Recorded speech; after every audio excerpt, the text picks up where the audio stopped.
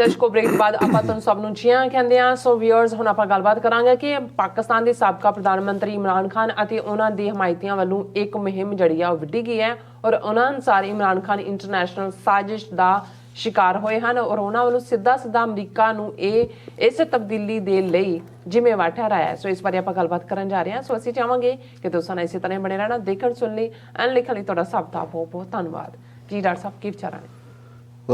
देखो, इस वेले जिहड़ी एक डिबेट कल्ली पाकिस्तान च ही नहीं, ईवन इंटरनेशनल मीडिया च भी जिसकी चर्चा हुई और जिहड़ी काफ़ी सीरीयस डिबेट है। ख़ास तौर पर असी देखते हैं कि पाकिस्तान जिहड़ा कोल्ड वॉर पीरीयड दे विच अमेरिका दा एलाई सी, फ्रंट स्टेट सी, रादर सीटो और बगदाद पैक्ट का हिस्सा सी। और इहदे च भी कोई शक नहीं है कि 1979 तो 1999 तक अफगानिस्तान दे विच सोवियत यूनीयन दी डिफीट उस दे विच पाकिस्तान ने फ्रंट रोल अदा किया है। ये वो पीरीयड सी कि दोनों मुल्कों दीयां खुफिया एजेंसियां CIA और ISI ये टुगैदर काम करदियां सी। पेशावर और फ्रंटल एजेंसी एरिया दे विच इन्हां दे जिहड़े ने टिकाणे और ट्रेनिंग, और ये वही पीरीयड सी जदों कि जिहाद दा नां और मुजाहिदीन इस्लाम दा नां जिहड़ा वो इस्तेमाल किया गया सोवियत यूनीयन नूं डिफीट करन दे लई। फिर असीं 9/11 तो बाद देखते हैं, बेशक अमरीका खफा सी कि जिहड़ा ओसामा और दूसरा उन्हें उत्थे अफगानिस्तान नूं अपना अड्डा गड्डा गड्ढिया होया सी, पर उहदी एक हमेशा पिछोकड़ है भी अमरीका दा अपना उहदे च की रोल रहा। ओसामा तो उत्थे उसी जिहाद दे विच लड़न लई गया सी, बाद जिवें अमरीका ने डंप किया सारे ही अफगान लोगों नूं, उसका ये नतीजा सी कि भी एक नवीं हॉस्टिलिटी क्रिएट हुई। पर फिर भी पाकिस्तान 20 साल जिहड़ा अमरीका दे नाल ही खलोता है। तालिबान राही जिहड़ी गलबात पिछले पीरीयड ट्रंप पीरीयड हुई, पाकिस्तान ने उहदे च सेंट्रल रोल अदा किया। और फिर तालिबान की 15 अगस्त 2021 नूं विक्टरी तो बाद जिवें लखां अमरीकन फौजियां और दूसरे सिविलियनस नूं नैटो फोर्सिस और दूसरे जिहड़े शहरी उन्हां नूं कढण च पाकिस्तान ने मदद की। सो उस सब दे चलदिआं असीं समझदे हैं भी ट्रंप एडमिनिस्ट्रेशन दे वेले इमरान खान आए भी अमरीका च, ऑनरेबल गलबात भी हुई, पर मैं ट्रंप नूं कदे इसलिए नहीं मुआफ़ करदा और ये हो ही नहीं सकता कि जो 5 अगस्त 2019 नूं अमरीका जो भारत ने कश्मीर दे विच कीता उस च अमरीका दी रजामंदी नहीं होएगी जां अमरीका दी ब्लैसिंग नहीं होएगी। सो ये जिहड़ी पाकिस्तान तो ड्रिफ्ट जां अवे लाइन दे थल्ले अमरीका ने 9/11 तो बाद एक पासे डी-हाइफनेट किया इंडिया नाल पॉलिसी नूं, इंडो US न्यूक्लीयर डील। फिर असी देखते हैं कि हौली हौली हौली जदों तक, क्योंकि ये वही पीरीयड है कि चाइना एमर्ज होया और पाकिस्तान नूं इस गल का दोष नहीं दिता जा सकता कि पाकिस्तान ऑफ इट्स ओन अमरीका तो हॉस्टाइल हो गया जां अज गल कंस्पीरेसी थ्योरी तक पहुँच गई।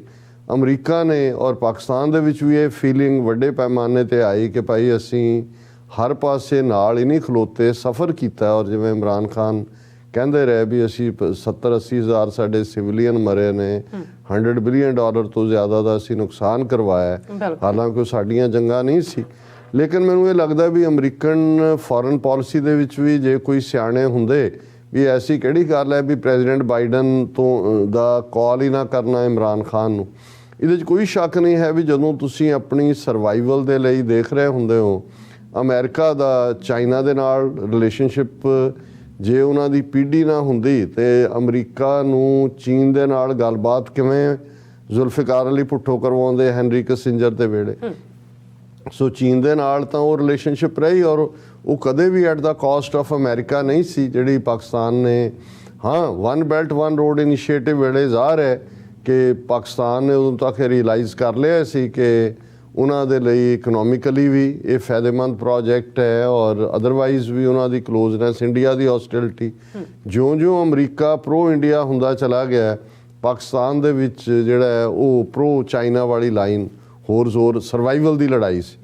लेकिन कनकलूजन दे विच जे कहना होए कि भाई ये जिहड़ा सारा पार्ट जिस नूं इमरान खान होरां ने फिर कंस्पीरेसी कह के और ਆਪਣੇ ਇਸਲਾਮਾਬਾਦ ਦੇ ਜਲਸੇ 'ਚੋਂ ਚਿੱਠੀ ਲਹਿਰਾਈ, ਜਿਹੜੀ ਕਿ ਬਾਅਦ 'ਚ ਆਇਆ ਸਾਹਮਣੇ ਕਿ ਉਹ ਕੇਬਲ ਸੀ ਜਿਹੜੀ ਅਮਰੀਕਨ ਐਂਬੈਸਡਰ ਨੇ ਭੇਜੀ, ਕਿ ਕਿਵੇਂ ਜਿਹੜਾ ਸਟੇਟ ਡਿਪਾਰਟਮੈਂਟ ਦੇ ਹਾਇਰ ਆਫੀਸ਼ੀਅਲਸ ਨੇ ਸੱਦ ਕੇ ਕਿਹਾ ਕਿ ਇਮਰਾਨ ਖਾਨ ਜਿਹੜਾ ਹੈ ਉਹ ਪ੍ਰੋ ਰਸ਼ੀਆ ਜਿਹੜੀ ਲਾਈਨ ਨੂੰ ਛੱਡੇ ਔਰ ਐਂਟੀ ਅਮਰੀਕਨ ਲਾਈਨ ਉਹਨਾਂ ਦੀਆਂ ਰੈਲੀਜ਼ 'ਚ ਵੀ ਹੈ, ਦੂਸਰਾ ਵੀ ਹੈ, ਔਰ ਅਦਰਵਾਈਜ਼ ਪਾਕਿਸਤਾਨ ਨੂੰ ਉਹਦੇ ਕਨਸੀਕੁਐਂਸਿਸ ਫੇਸ ਕਰਨੇ ਪੈਣਗੇ।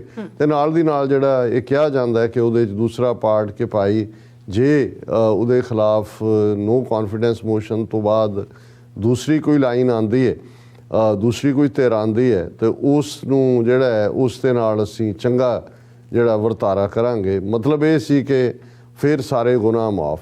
ਸੋ ਜ਼ਾਹਰ ਹੈ ਕਿ ਇਸ ਤੋਂ ਬਾਅਦ ਹੀ ਇਮਰਾਨ ਖਾਨ ਹੋਰਾਂ ਦੀ ਜਿਹੜੀ ਵਰਜਨ ਹੈ ਕਿ ਜਿਹੜਾ ਨੋ ਟਰਸਟ ਮੋਸ਼ਨ ਲਿਆਂਦਾ ਗਿਆ।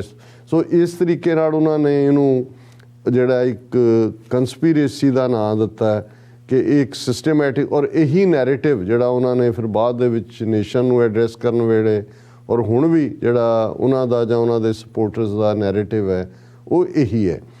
ਹੁਣ ਇੱਕ ਪਾਸੇ ਤਾਂ ਇਹਦੇ 'ਚ ਅਮਰੀਕਾ ਦਾ, ਲੇਕਿਨ ਜੇ ਤੁਸੀਂ ਪਾਕਿਸਤਾਨ ਵਿਚਲੀਆਂ ਧਿਰਾਂ ਜਿਹੜੀਆਂ ਹੁਣ ਕਾਬਜ਼ ਹੋਈਆਂ ਨੇ ਹਕੂਮਤ ਤੇ ਸ਼ਹਿਬਾਜ਼ ਸ਼ਰੀਫ ਦੀ ਅਗਵਾਈ 'ਚ, ਉਹਨਾਂ ਨੂੰ ਕੰਸਪੀਰੇਸੀ ਦਾ ਹਿੱਸਾ ਨਾ ਦੱਸੋ ਤੇ ਵਨ ਸਾਈਡਡ ਹੌਸਟਿਲਿਟੀ ਰਹਿੰਦੀ ਹੈ।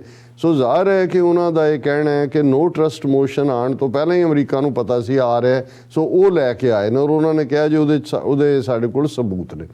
ਹੁਣ ਸਾਡੇ ਕੋਲ ਕੀ ਇੰਡੀਪੈਂਡੈਂਟ ਈਵਨ ਸੁਪਰੀਮ ਕੋਰਟ ਵੀ ਸ਼ਾਇਦ ਇਸ ਦੇ ਉੱਤੇ ਕੋਈ ਅੱਗੇ ਗੱਲ ਤੋਰੇ, ਪਰ ਸੁਪਰੀਮ ਕੋਰਟ ਦਾ ਤਾਂ ਆਲਰੇਡੀ ਜੇ ਤਾਂ ਇਹਨੂੰ ਆਧਾਰ ਬਣਾ ਕੇ ਸੁਪਰੀਮ ਕੋਰਟ ਉਹ ਸਾਰੇ ਨੂੰ ਜੋ ਵੀ ਸਬੂਤ ਉਸ ਨਾਲ ਰਿਲੇਟਡ ਨੇ ਫਰਦਰ ਕੋਈ ਕਮਿਸ਼ਨ ਬਣਾ ਦਿੰਦਾ ਜੱਜਾਂ ਦਾ ਪੈਨਲ ਔਰ ਦੂਜਾ, ਤੇ ਉਧਰ ਇਲੈਕਸ਼ਨਾਂ ਵਾਲੀ ਜਿਹੜੀ ਐਡਵਾਈਸ ਸੀ ਫਿਰ ਤਾਂ ਤੁਸੀਂ ਉਸ ਤੋਂ ਕੁਛ ਨਾ ਕੁਛ ਐਕਸਪੈਕਟ ਕਰ ਸਕਦੇ ਸੀ।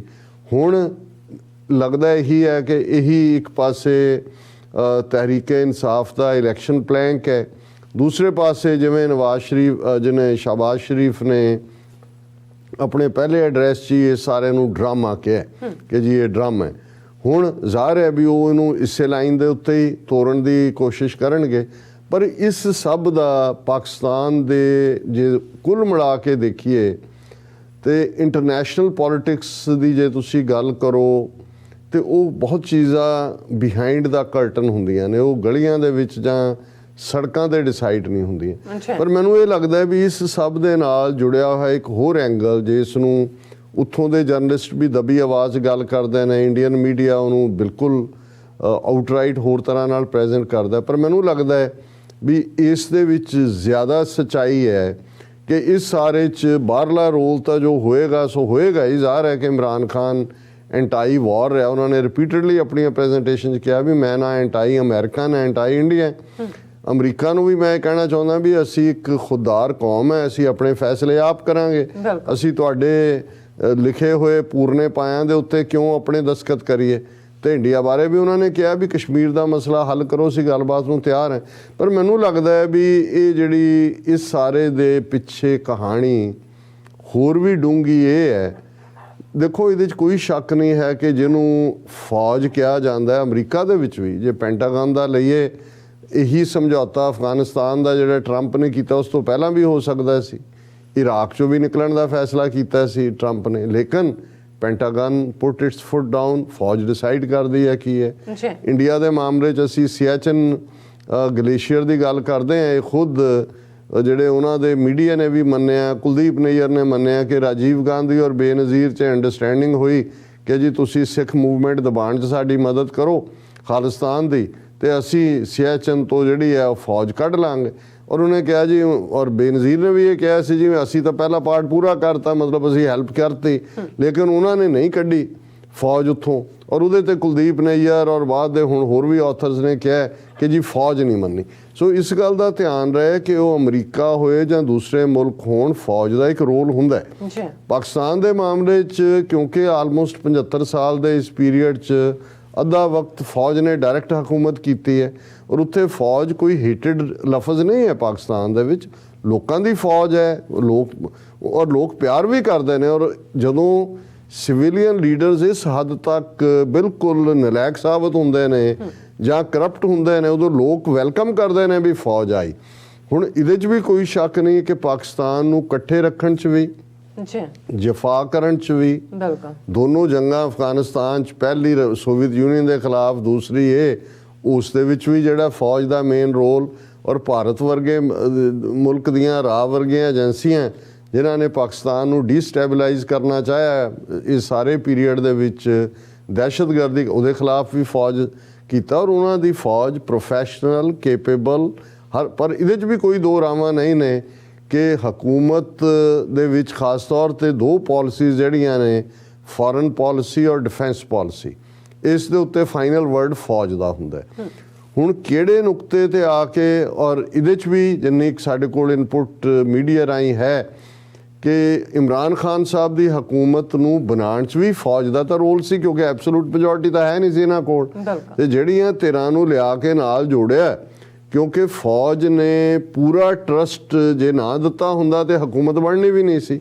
ਲੇਕਿਨ ਕਿਸੇ ਲੈਵਲ ਤੇ ਆ ਕੇ ਆਪਸੀ ਇਖਤਲਾਫਾਤ ਪੈਦਾ ਹੋਣੇ ਸ਼ੁਰੂ ਹੋਏ, ਜਿਹਦੇ 'ਚ ਕਿਹਾ ਜਾਂਦਾ ਹੈ ਕਿ ISI ਚੀਫ ਦੀ ਨਿਯੁਕਤੀ ਨੂੰ ਲੈ ਕੇ, ਔਰ ਉਸ ਤੋਂ ਬਾਅਦ ਜਿਵੇਂ ਹੁਣ ਅਮਰੀਕਾ ਦੇ ਖਿਲਾਫ ਵੀ ਫਰੰਟ ਪੂਰੀ ਤਰ੍ਹਾਂ ਖੋਲ੍ਹ ਦਿੱਤਾ ਹੈ, ਸ਼ਾਇਦ ਇਹ ਵੀ ਫੌਜ ਨੂੰ ਪਸੰਦ ਨਹੀਂ ਸੀ, ਕਿਉਂਕਿ ਫੌਜ, ਪਾਕਿਸਤਾਨੀ ਫੌਜ ਦੀ 70, ਜੇ ਅਸੀਂ ਇੰਡੀਆ ਦੇ ਹਵਾਲੇ ਨਾਲ ਕਹਿੰਦੇ ਹਾਂ ਜੇ ਕਿ ਰਸ਼ੀਆ ਦੀ ਇਕਵਿਪਮੈਂਟ ਉੱਥੇ ਹੈ, ਤੇ ਪਾਕਿਸਤਾਨ ਦੇ ਕੋਲ ਅਮਰੀਕਾ ਦੀ ਹੈ, ਸਪੇਅਰ ਪਾਰਟਸ ਵੀ ਚਾਹੀਦੇ ਨੇ, ਇਕੋਨਮੀ ਵੀ ਸਟੇਬਲ ਨਹੀਂ ਹੈ, ਓਪਨ ਹੌਸਟਿਲਿਟੀ ਨਹੀਂ ਚਾਹੁੰਦੇ ਹੋਣਗੇ, ਔਰ ਇਸ ਦੇ ਨਾਲ ਕਿਤੇ ਨਾ ਕਿਤੇ ਇਹ ਗੱਲ ਜਾ ਕੇ ਜੁੜ ਜਾਂਦੀ ਹੈ।